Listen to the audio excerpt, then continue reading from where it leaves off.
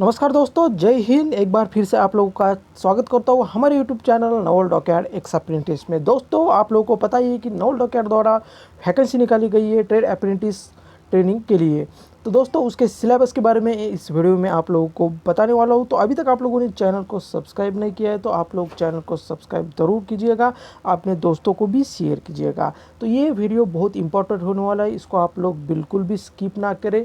Last तक video देके मैं आप लोगों को इस वीडियो में इम्पोर्टेंट टॉपिक्स बताने वाला हूँ, पूरा सिलेबस बताना हूँ, कौन से बुक्स आप लोगों को एग्ज़ाम को लेकर पढ़ाई करना है, कौन से चैप्टर आप लोगों को पढ़ना है, इसके बारे में पूरी डिटेल्स बताने वाला हूँ। तो वीडियो स्किप मत करना, वीडियो लास्ट तक देखना, क्योंकि आप लोग थोड़ा भी मिस करोगे तो आप लोगों को उसका फ़ायदा नहीं होगा। तो प्लीज़ लास्ट तक वीडियो ज़रूर देखा। चलिए, वीडियो थोड़ा लंबा हो सकता है, लेकिन आप लोग ध्यान में रखना कि हर एक टॉपिक इम्पोर्टेंट है। और मैंने ये एडिट किया हुआ है, और मेरे जो भी एक्सपीरियंस है, अभी तक मैंने बहुत सारे एग्ज़ाम दिया है, तो अभी तक जो भी क्वेश्चन आते हैं ये सब क्वेश्चन के रिलेटेड ही मैंने टॉपिक्स आप लोगों को बताए हैं। और 100% इसके बारे में अगर आप लोग समझ जाओगे, ये टॉपिक अब पढ़ोगे, तो 100% आप लोग एग्ज़ाम निकालोगे। तो चलिए, मैं आप लोगों को सिलेबस के बारे में बताता हूँ, तो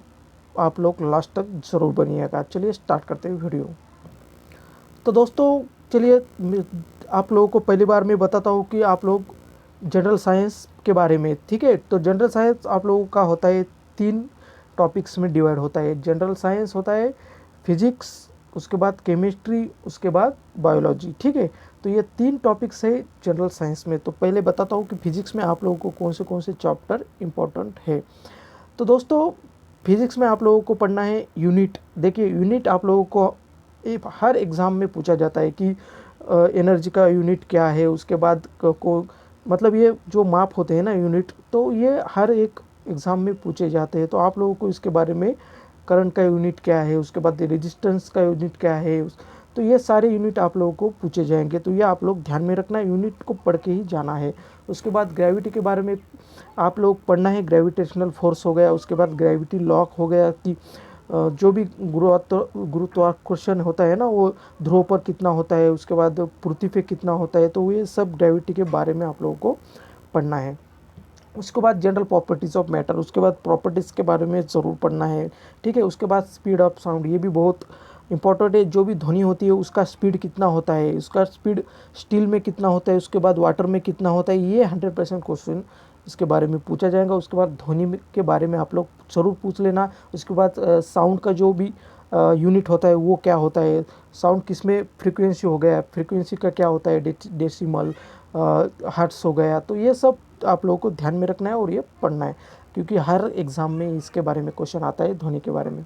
उसके बाद हीट और एनर्जी, उसके भी बारे में आप लोग पढ़ लेना। उसके बाद ये न्यूटन्स लॉ, उसके बाद पास्कल्स लॉ, आर्किमिडीज लॉ, ये बहुत इंपॉर्टेंट है। मैंने अभी जब भी एग्ज़ाम दिया है तो हर एग्ज़ाम में ये क्वेश्चन आते हैं। न्यूटन्स के तीनों लॉ आप लोगों को पढ़ के जाना है। उसके बाद पास्कल्स लॉ के बारे में पूछा जाता है, आर्किमिडीज लॉ के बारे में पूछा जाता है। जितने भी इंपॉर्टेंट लॉ होंगे आप लोग ज़रूर पढ़ना है।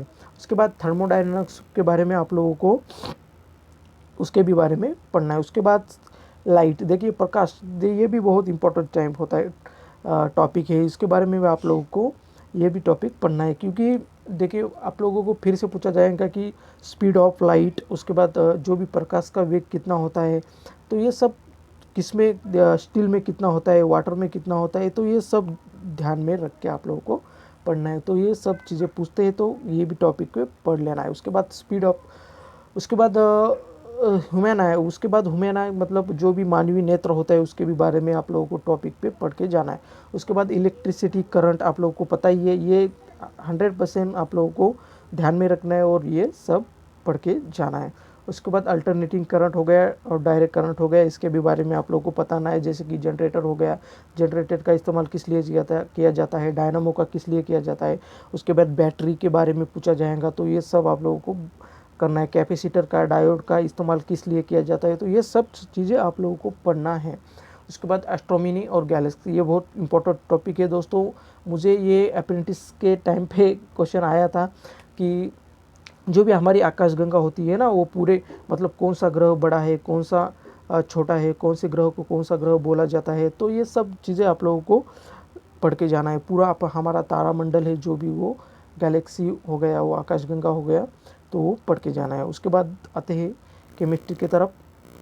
केमिस्ट्री में आप लोगों को पढ़ना है, ज़्यादा कुछ फोकस नहीं करना है, लेकिन जो भी इम्पोर्टेंट टॉपिक है वो पढ़ के ही जाना है। उसके बाद केमिस्ट्री में आ गया ऑर्गेनिक केमिस्ट्री। ऑर्गेनिक केमिस्ट्री आपको पढ़ के जाने हैं। उसके बाद non metals and there compounds, जो भी धातु होते हैं और उसके संयुग्य होते हैं, वो भी पढ़ के जाना है। उसके बाद पीरियोडिक टेबल आप लोगों को 100% 1 या 2 क्वेश्चन 100% आएगा। उसका क्लासिफिकेशन आएगा कि कौन सा एलिमेंट कौन से ग्रुप में है, तो ये सब पढ़ के जाना है। पीरियोडिक टेबल आप लोग ध्यान में ज़रूर रखना। उसके बाद ईंधन के बारे में पूछा जाएगा। फॉसिल फ्यूल्स होते हैं हमारे, जो भी ईंधन होते हैं, तो उसके बारे में पेट्रोल हो गया, डीजल हो गया, तो ये भी। उसके बाद कोल हो गया, तो ये सब ईंधन से उसके बारे में पूछा जा सकता है, तो पढ़ के जाना है। उसके बाद आप लोगों को आता है एटॉमिक स्ट्रक्चर की, कार्बन का एटॉमिक स्ट्रक्चर क्या है, एटॉमिक नंबर क्या है, तो ये सब चीज़ें आप लोगों को पढ़ के जाना है एटॉमिक स्ट्रक्चर के बारे में। उसके बाद केमिकल बॉन्ड के बारे में आप लोगों को पढ़ना है।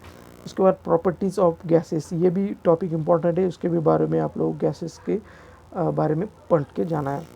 उसके बाद बायोलॉजी में आ जाइए। उसके बाद आप लोगों को बायोलॉजी में इम्पोर्टेंट जो भी टॉपिक है मैं आप लोगों को बताने वाला हूँ कि सेल्स होते हैं जो हमारे बॉडी में होते हैं, वो सेल्स, वही सेल्स ब्लड में होती है, तो ये सब आप लोगों को चीज़ें पता होना चाहिए कि कौन से उसके देखिए आरबीसी हो गया, उसके बाद डब्ल्यूबीसी हो गया, थ्रोम्बोसाइट्स हो गया, ये सेल्स के बारे में आप लोगों को पढ़ के जाना है कि आरबीसी का जो भी कार्यकाल होता है वो कितने दिन का होता है, डब्ल्यूबीसी का जो भी ये होता है, मतलब उसका निर्माण होता है वो कहाँ पे होता है, आरबीसी का निर्माण कहाँ पे होता है, वहाँ उनका जो भी मतलब आरबीसी कहाँ पे डेड होती है, बोन मैरो में, ये सब चीज़ें आप लोगों को ध्यान में रख के पढ़ के जाना है। उसके बाद आ गया आपका बोन्स इन ह्यूमन बॉडी। तो देखिए हमारे जो भी शरीर है, बॉडी है, तो वो सब हड्डियों से बना हुआ है। तो उस हमारे शरीर में कितनी हड्डियाँ होंगी, कितनी कौन सी हड्डी बड़ी है, कौन सी हड्डी सबसे छोटी है, तो ये 100% इस पे क्वेश्चन आएगा, तो ये भी आप लोगों को ज़रूर पढ़ के जाना है। उसके बाद ब्लड सर्कुलेटरी सिस्टम, जो भी हमारा ब्लड होता है, जो उसका सर्कुलेटरी सिस्टम के बारे में आप लोगों को पढ़ के जाना है कि ब्लड के बारे में भी आप लोग को पूछा जा सकता है कि हमारी ह्यूमन बॉडी में कितने ब्लड होता है। उसके बाद उसका ब्लड का पीएच मान क्या होता है, तो ये भी आप लोगों को पूछा जाएगा, तो पढ़ के ज़रूर जाना है, ये इंपॉर्टेंट टॉपिक्स है। उसके बाद हमारी जो भी ह्यूमन हार्ट है, तो ह्यूमन हार्ट के भी बारे में आप लोग ज़रूर पढ़ना है, ठीक है। तो उसके बाद रिस्पिरेटरी सिस्टम, जो भी हमारी जो हम लोग श्वास करते हैं, तो उसके बारे में जैसे कि लंग्स हो गया, तो इसके भी बारे में आप लोगों को पता होना चाहिए, ठीक है। तो आप लोग उसके बाद ह्यूमन आई और इट्स विजन है, ये भी बहुत इंपॉर्टेंट टॉपिक है। ह्यूमन आई, मानव नेत्र कि हमारा विजन क्या होता है। उसके बाद तो आप लोग को पढ़ लेना उसके बारे में, मुझे उतना भी नॉलेज नहीं है कि मैं आप लोगों को सब डिटेल्स बताऊं, लेकिन मैं ये टॉपिक्स जो भी है वो एग्ज़ाम के बारे में मुझे जो भी लगते हैं वो मैंने खुद गेस किया है, और जो भी आते हैं वो मैंने बताया, ठीक है।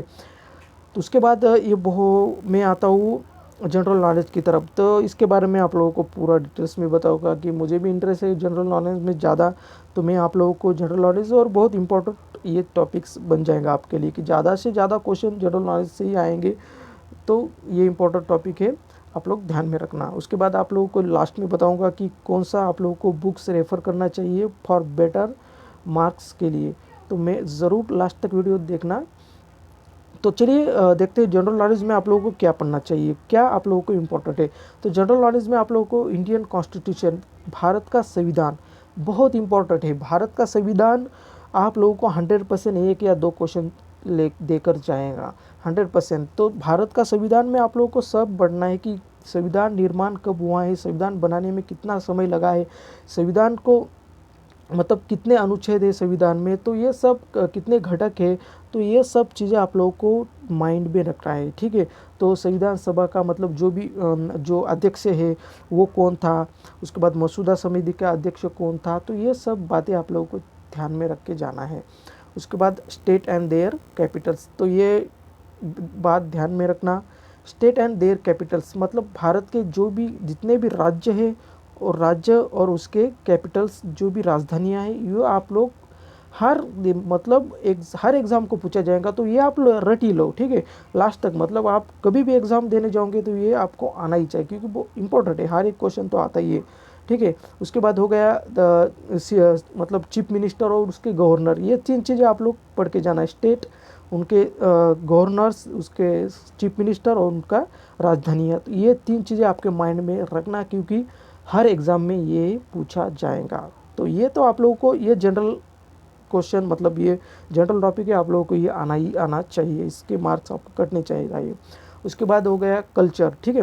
कल्चर के बारे में आप लोगों को सभी राज्यों के कल्चर के बारे में पता होना चाहिए। जैसे कि मतलब नृत्य हो गया, डांस हो गया, उसके बाद कौन से राज्य में कौन सा फेस्टिवल उत्सव मनाया जाता है, उसके बाद कौन से राज्य में कौन सा लैंग्वेज इस्तेमाल किया जाता है। तो इसके बारे में आप लोगों को पता ही होगा कि क्वेश्चन 100% आएगा ही आएगा। कौन से राज्य में डांस कौन सा किया जाता है, फेस्टिवल के बारे में और लैंग्वेज के बारे में पूछा जाएगा। उसके बाद इंडिया की जो भी भारत का भूगोल है, तो ये बहुत इंपॉर्टेंट टॉपिक है दोस्तों। भारत का भूगोल सब रट लो, ठीक है। मतलब मेन पार्ट्स आप लोग भारत के भूगोल में पढ़ लेना, जैसे कि हो गए नदी नालियाँ, उसके बाद जो भी अपने पक्षी अभयारण्य है, जैसे कि मानस अभयारण्य हो गया, काजीरंगा अभयारण्य हो गया, बांदीपुर अभयारण्य हो गया। तो ये सब आप लोग को, उसके बाद कान्हा अभयारण्य हो गया, डॉक्टर सलीम अली पक्षी अभयारण्य हो गया। तो ये सब चीज़ें आपको ध्यान में रखना है, भारत के भूगोल में ये सब चीज़ें आती है।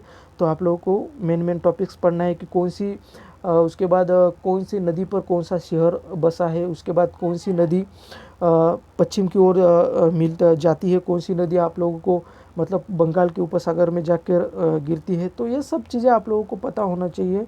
तो आप लोग उसके भी बारे में ज़रूर पढ़ लेना। उसके बाद 5 ईयर्स प्लान, उसके 5 ईयर्स प्लान मतलब जो भी हमारी पंचवार्षिक योजना होती है, तो वही बस ज़्यादा नहीं कि कौन सी योजना कौन से ईयर्स में है, बस वो पढ़ के जाना है। जितने भी अभी तक हुआ है, तो वो सब ईयर्स आपको लोगों को ध्यान में पढ़ना है। उसके बारे में डिटेल्स में तो नहीं आएगा, बस यही आएगा कि पहली कब शुरुआत हुई थी, दूसरी कब हुई थी योजना। तो बस उसके बारे में आप लोगों को पढ़ के जाना है। उसके बाद आइए स्पोर्ट के बारे में। तो स्पोर्ट के बारे में तो आप लोग को पता ही है कि हर एग्ज़ाम में क्वेश्चन पूछे जाते हैं। तो क्वेश्चन पूछे जाते हैं तो कौन से पूछे जाते हैं, मैं आप लोगों को बताता हूँ, ठीक है। तो क्वेश्चन पूछे जाते हैं एक कि कौन सा प्लेयर कौन से खेल से संबंधित है, ठीक है। नहीं तो कौन सा प्लेयर किस सिटी से संबंधित है, ठीक है। यही क्वेश्चन पूछे जाते हैं आप लोगों को। तो आप लोगों को स्पोर्ट के बारे में यही पूछा जाएगा कि मतलब अभी हिमा दास किसके नाम से जानी जाएंगी, रानी रामपाल किसके नाम से जानी जाती है। तो ये सब चीज़ें आप लोगों को ये करके पढ़ के जाना है। अभी जो भी स्पोर्ट हाल ही में जो भी हुआ है, तो उसके बारे में मैं आप लोगों को बता के जाना है कि जैसे कि टोक्यो ओलंपिक हो गया, जैसे कि भारत ने कितने गोल्ड विन किए हैं, सिल्वर कितने विन किए हैं। तो ये सब चीज़ें आप लोगों को स्पोर्ट में बताने जाना है, मतलब ये करके जाना है, पढ़ के जाना है। तो उसके बाद नेशनल एंड इंटरनेशनल, सॉरी वहाँ पे 5 ईयर्स प्लान आ गया, तो यहाँ पे है नेशनल एंड इंटरनेशनल अवार्ड से, ठीक है। तो इसके भी बारे में आप लोग जब भी एग्ज़ाम को जाएंगे ना, तो बोलोगे यार सर ने सही बताया था। नेशनल एंड इंटरनेशनल अवार्ड्स में आप लोगों को बताओ कि जो जितने भी इम्पोर्टेंट है, जैसे कि भारत रत्न हो गया, उसके बाद नोबेल प्राइज़ हो गया, इंटरनेशनल अवार्ड है जो भी। तो नोबेल प्राइज़ में आप लोगों को नोबेल अवार्ड है वो उसके बारे में पता है कि कब शुरुआत हो गई थी, किसके वो स्मरणार्थ दिया जाता है। उसके बाद भारत रत्न किसको दिया जाता है, उसके बाद भारत रत्न की शुरुआत कब हुई, भारत रत्न मतलब किसको पहले दिया था। उसके बाद द्रोणाचार्य अवार्ड हो गया, उसके बाद हमारा अर्जुन पुरस्कार हो गया, अवार्ड हो गया। तो इसके बारे में भी आप लोगों को ध्यान में रखना है। उसके बाद नोबेल प्राइज़ किस किस क्षेत्र में दिया जाता है, पहले किसको किस क्षेत्र में दिया गया है, ये भी आप लोग पढ़ के जाना है। उसके बाद बुक्स के बारे में आप लोग जो भी इम्पोर्टेंट बुक्स होंगे वो उसके बारे में पढ़ के जाना। एक आध क्वेश्चन आ सकता है मेन बुक्स के बारे में कि किसने कौन सा बुक्स लिखा है। इसके बाद ऑल आर्म्स प्रोसेस, तो ये बहुत इंपॉर्टेंट टॉपिक है। जैसे कि हो गया BSF, CISF, Indian navy, Indian army, Indian ये अपना एयरफोर्स हो गया। उसके बाद ITBP हो गया। उसके बाद अपना ये भी BRO हो गया, बार्क हो गया। तो ये सब जो भी आर्म प्रोसेस है हमारे, तो उसके बारे में आप लोगों को पता होना चाहिए कि उसकी शुरुआत कब हुई है। उसके बारे में उसका जो भी एडमिरल होता है, उसके बाद जनरल होता है, मेन जो भी एयर चीफ मार्शल होता है, तो ये सब आप लोगों को पता होना चाहिए।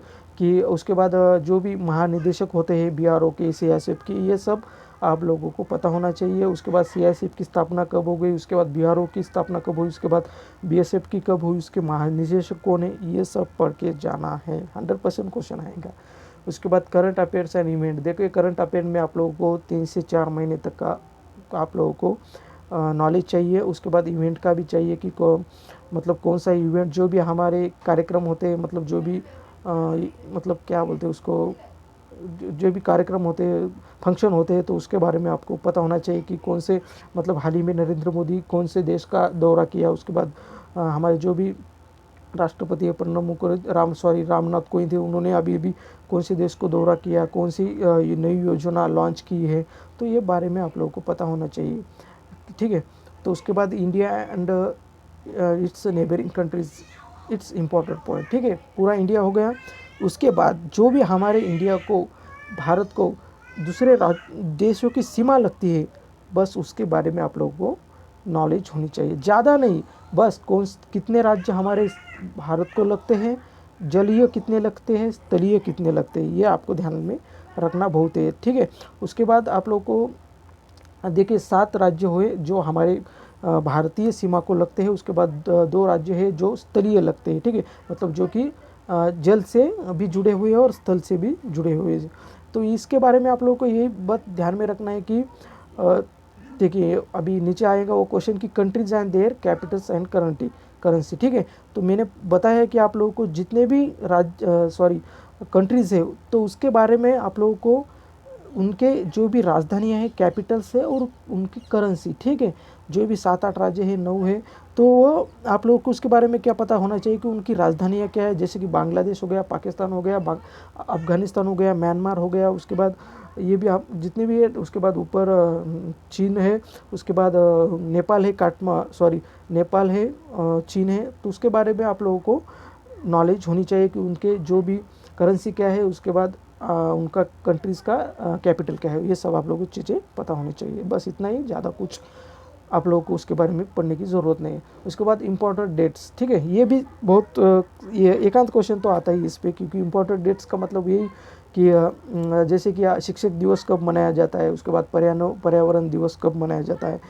जैसे कि जागतिक महिला दिवस कब मनाया जाता है। तो ये सब इम्पोर्टेंट डेट्स है जो भी आप लोग ध्यान में रखना है। महात्मा गांधी की जयंती कब मनाई जाती है, सरदार वल्लभ भाई पटेल की जयंती कब मनाई जाती है। तो ये सब नॉर्मल क्वेश्चन ही आएंगे आपके एग्ज़ाम में, ज़्यादा हार्ड क्वेश्चन आने ही नहीं वाले। ठीक है, तो इसलिए आप लोग बिल्कुल चिंता मत करिए, आप लोग पढ़ते रहिए, आप लोगों का सिलेक्शन 100% हो जाएगा। उसके बाद international organization and their headquarters, ये देखो हर एग्ज़ाम को आता है। जैसे कि इंटरनेशनल ऑर्गेनाइजेशन मतलब जो भी संगठन होती है, जैसे कि WHO हो गया, नाटो हो गया, तो ये सब। उसके बाद DRDO हो गया हमारा, ये संगठन है, मतलब जितनी भी है संस्था है। तो इसके बारे में आप लोगों को ज़रूर एक क्वेश्चन आएगा कि उसका हेडक्वार्टर्स क्या है, उसकी स्थापना कब है। जैसे कि WHO का हेडक्वार्टर्स कौन सा है, उसके बाद उसका स्थापना कब हुई, उसके जो भी ये तो नहीं पूछेंगे कि उसका CEO कौन है ये, तो ठीक है, बस ये हेडक्वार्टर्स पूछेगा और स्थापना पूछेगा कि कब उसका इस्टेब्लिश हुआ है। तो ये सब आप लोगों को पढ़ के ज़रूर जाना है। ठीक है, उसके बाद आते हैं मैथमेटिक्स में। ठीक है, यहाँ पे तो आप लोगों को पता ही कि हर स्टूडेंट को इसकी वीकनेस होती है मैथमेटिक्स की, सर हमारे मैथ में बहुत वीक होता है। तो चलो मैं आप लोगों को इम्पोर्टेंट टॉपिक्स बताता हूँ कि कौन से मैथ में आप लोग ज़रूरी है। ठीक है, तो इसके बारे में, मैथ के बारे में देखिए, मुझे भी उतना, मतलब मेरा भी मैथ बहुत ज़्यादा वीक नहीं है, लेकिन थोड़ा मुझे भी हार्ड जाता है। ठीक है, तो मैं देखिए पहले बताऊंगा कि आपको बेसिक अर्थमेटिकल ऑपरेशन। ठीक है, मैथ के बारे में आप लोग को बेसिक ही पढ़ के जाना है 10वीं बेस पे। ठीक है, तो कोई ना आप लोगों को टेंशन लेने की बात नहीं है। उसके बाद देखिए बेसिक अर्थमेटिकल ऑपरेशन के बारे में आप लोगों को ये भी चैप्टर करके जाना है। उसके बाद रेशियो एंड प्रोपोर्शन, ये भी चैप्टर करके जाना है। उसके बाद टाइम एंड वर्क, ये इम्पोर्टेंट टॉपिक है, तो ये भी करके जाना है। उसके बाद सिंपल एंड कंपाउंड इंटरेस्ट, चक्रवाढ़ जो होता है, जो भी सरल ब्याज होता है, उसके बारे में। उसके बाद टाइम एंड डिस्टेंस, उसके बाद एज के बारे में भी क्वेश्चन आएंगे आप लोगों को। तो ये ध्यान में रखना, जो भी टॉपिक करेंगे ना, उसके सिर्फ 4 ही टॉपिक तक आप लोगों को पढ़ना है। ठीक है, 1, 2, 3 और 4 टाइप, ज़्यादा हार्ड क्वेश्चन नहीं आएंगे, मैं आप लोगों को ये बात बता रहा हूँ, ठीक है। 4 टॉपिक टाइप तक ही आप लोगों को रिवीजन करना है, पढ़ाई करनी है, ठीक है। कौन सा भी चैप्टर लो, 4 टाइप बस, उसके ज़्यादा आप लोगों को पूछेगा नहीं। 100% आप लोग इतना करोगे ना, 100% सिलेक्शन हो जाएगा। उसके बाद परसेंटेज के बारे में आप लोगों को पढ़ के जाना है। उसके बाद प्रॉफिट एंड लॉस, इसके भी बारे में सवाल आएंगे। उसके बाद एवरेज के बारे में, उसके बाद अलजेब्रा, उसके बाद नंबर सिस्टम हो गया, ये भी कोई इंपॉर्टेंट टॉपिक है, नंबर सिस्टम के क्वेश्चन आते ही है। उसके बाद ऑनोलॉजीज हो गया, उसके बाद नॉन वर्बल सीरीज़ हो गया, जो भी हमारा जैसे कि हमारा रीजनिंग का भी थोड़ा पर आप लोगों को पूछा जाता था कि जा सकता है। डिसीजन मेकिंग, ये भी रीजनिंग का ही है। उसके बाद डेसिमल एंड फ्रैक्शन, ये मैथ का है। तो देखिए उसमें आप लोगों को थोड़ा बहुत 10 क्वेश्चन में आप लोगों को रीजनिंग का भी आ सकता है, ठीक है। तो ये भी आप लोग रीजनिंग भी थोड़ा पार करके जाना, ज़्यादा हार्ड नहीं है, बस आप लोगों का हो जाएगा, ठीक है। उसके बाद ये जो भी पूरी पीडीएफ है, मैं आप लोगों को बता रहा हूँ कि मैंने ये सिर्फ खुद मैंने एडिट किया है, उसमें बहुत सारा टाइम मेरा वेस्ट हुआ है। तो मैं ये सिर्फ आपके लिए कर रहा हूँ, मैं बाकी कोई वीडियो बनाता नहीं हूँ, सिर्फ आप लोगों के। मैंने जो भी पिछले साल मैंने IT-23 को पूरा नॉलेज के बारे में गाइडेंस, उनसे एग्ज़ाम से लेकर उनका डॉकयार्ड ज्वाइनिंग तक मैंने उनको पूरा का पूरा नॉलेज दिया था। मतलब जो भी गाइडेंस है वो मैंने आप उन लोगों को किया था। बस मेरा मोटो यही होता है कि किसी की हेल्प हो जाए हमारे वास्ते, कि बहुत सारे को बहुत क्वेश्चन होते हैं कि सर कैसा क्या होता है। देखिए हमें कुछ भी पता नहीं होता, तब पहले हमारे ज्वाइन के टाइम पे क्या करना है, बहुत सारे सवाल होते हैं डॉक्यूमेंट वेरिफिकेशन के टाइम पे, इंटरव्यू के टाइम पे क्या पूछा जाएगा। तो ये सब मैं आप लोगों को आगे वाले टाइम में रिकवर करूँगा, मतलब जो भी आप लोगों को सब चीज़ें मैं बता दूँगा। तो आप लोगों को घबराने की ज़रूरत नहीं है, आप लोग 100% पास हो जाओगे और डॉकयार्ड ज्वाइन करोगे। और एक बात और रह गई कि सिलेबस के बारे में, मतलब जो भी हमारा बुक्स कौन से यूज़ करना है, ठीक है। तो मैं आप लोगों को यही यही आप लोगों को सजेस्ट करूँगा कि बुक आप लोग ल्यूसेंट का लीजिए, ठीक है। ल्यूसेंट GK GS, ल्यूसेंट आप लोग 2-3 बार पढ़ो, आप लोग मानोगे यार सर ने सही बोला था, ठीक है। ल्यूसेंट हो गया, उसके बाद स्पीडी, देखिए एक ही बुक पढ़ना है। उसके बाद स्पीडी भी हो गया, स्पीडी भी आप लोग ले सकते हैं। लेकिन मैं आप लोग को स्पीडी ज़्यादा तो ल्यूसेंट ही में, मेरा जो भी एक्सपीरियंस है ल्यूसेंट आप लोग पढ़ लेना। जैसे कि आप लोगों को पता है जितना भी पढ़ोगे उतना कम ही होता है, तो ल्यूसेंट भी आप लोग करोगे तो भी आप लोगों को कम नहीं होगा, आप लोग 100% ये करोगे। मैथमेटिक्स में आप लोगों को 10वीं पेज पे आएगा, ज़्यादा हार्ड नहीं आएगा। तो आप लोगों को जिनको भी थोड़ा पार मैथ हार्ड जाता है, तो वो लोग यूट्यूब पे वीडियो आते हैं, तो वीडियो आप लोग देख लेना और रिवीजन कर लेना। बस बोला है कि 4 टॉपिक तक आप लोग को ये जो भी आपका रिवीजन होगा पढ़ाई करना है, ठीक है। ज़्यादा हार्ड नहीं होगा। तो चलिए देखते हैं आने वाले जो भी समय में आप लोगों को मैं हम सब कोशिश करूँगा कि सब आप लोगों को ईजी हो जाए यार। मैं आप लोगों को कोशिश करूँगा कि सब आपको हेल्प करने की, ठीक है। तो चलिए, अभी तक आप लोगों ने चैनल को सब्सक्राइब नहीं किया है तो चैनल को सब्सक्राइब करो। और जो भी फ्रेंड्स हैं ना आपके, तो कोई भी हो तो उनको शेयर करना, कि बहुत सारी हेल्प हो जाएगी। हमारा व्हाट्सएप ग्रुप है, नीचे लिंक दिया हुआ है, उनके उस पर भी आप लोग ग्रुप में ज्वाइन हो सकते हैं। मैं डेली उस पर जो भी अपडेट होता है वो देता रहूँगा, और उसके बारे में जो भी आने वाले समय में अपडेट होंगी वो मैं आप लोगों को देता रहूँगा। अगर किसी के पास नहीं है तो मुझे कांटेक्ट भी कर सकते हो, आप लोग पर्सनली भी फ़ोन करके पूछ सकते हो कि कैसा क्या है सर, तो मैं आप लोगों को हेल्प करूँगा, ठीक है। तो चलिए, thank you so much for watching video, bye bye, टाटा, थैंक यू सो मच।